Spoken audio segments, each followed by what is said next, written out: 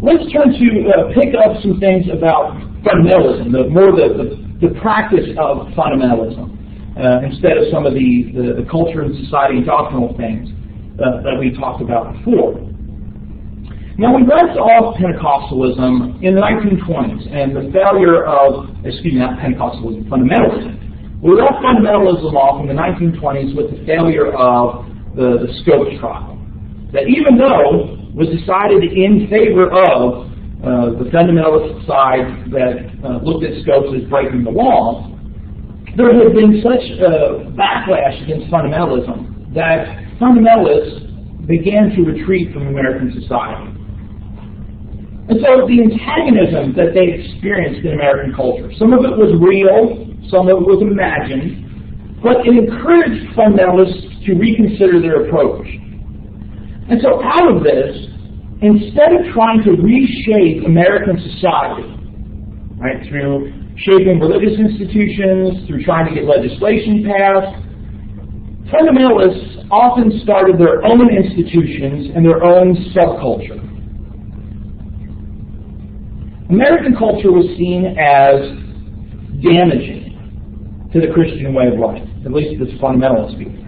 And so they kind of began to develop a fortress mentality. Right? We're going to withdraw, we're going to be a faithful remnant, and we're going to protect ourselves from outside influence. The early fundamentalists had seen themselves as the center of American life. They were the heirs of American culture, but now saw themselves as a faithful remnant in the midst of a culture that had largely abandoned Christianity. Many fundamentalists stayed within their denominations, although there were some fundamentalist denominations that developed. Think groups like the Orthodox Presbyterian Church, the Bible Presbyterian Church, and the World Fundamentalist Missionary Fellowship. Instead of leaving, they created their own organizations to replace some of those that they had lost access to. One of the first developments was separate educational systems. In the 1930s, many of these were referred to as Bible Institutes. The focus of the Bible Institute was predominantly on educating people for ministry, whether that would be professional ministry as a located minister or just kind of a voluntary ministry.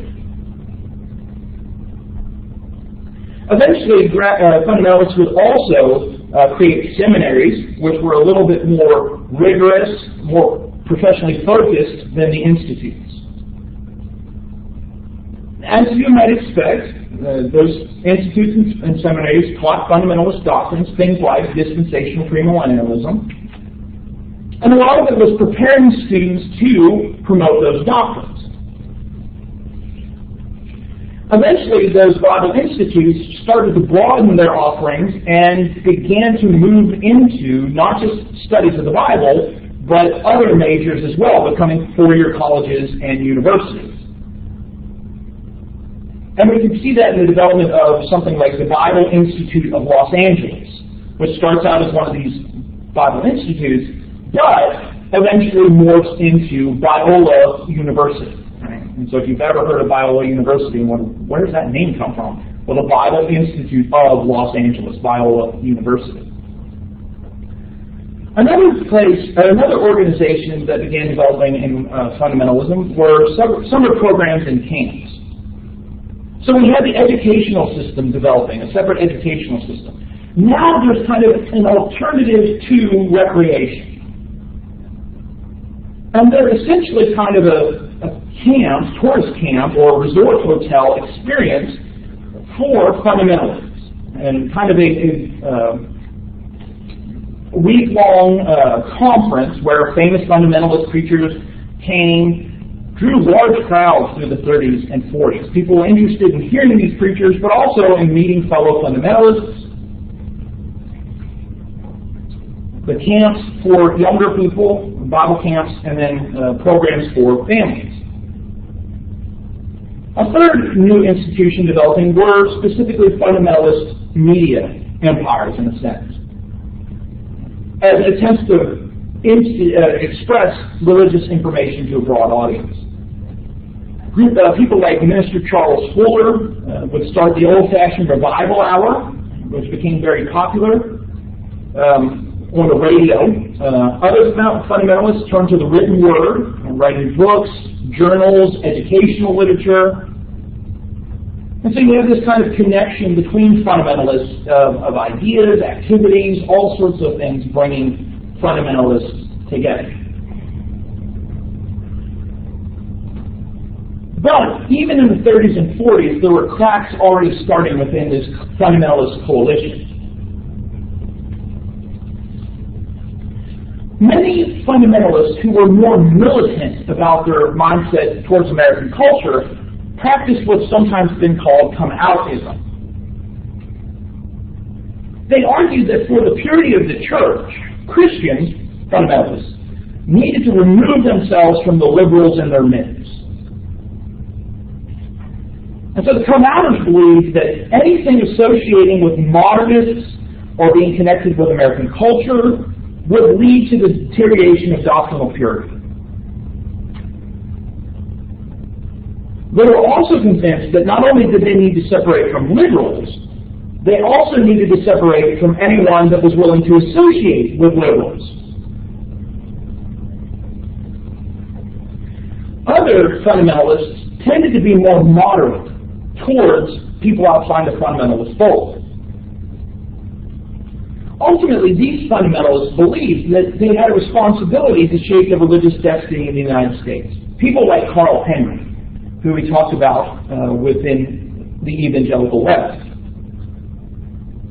They were ultimately disappointed with this antagonistic stance toward American culture. And so they developed educational institutions and associations using the term neo-evangelical, or sometimes just evangelical, as a way to broaden their appeal of their form of Christianity. They were fundamentalists in theology, but they wanted to be more involved in the culture of the United States. And so even within fundamentalism, there was a break starting to happen. And then that's why we see some of the things we saw when we were talking about the rise of the Christian right and the Christian left.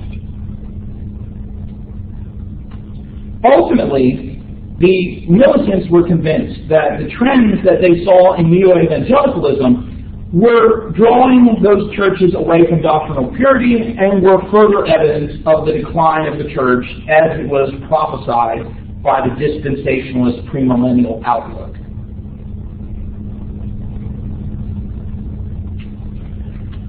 We'll end there for today. On Wednesday, we'll pick up and talk about some other expressions of Christianity towards the 60s and 70s, quite different than fundamentalism, but that have some fundamentalist backing and some Pentecostal charismatic backing as well. So some things that develop out of those groups. And we'll pick that up again on Wednesday.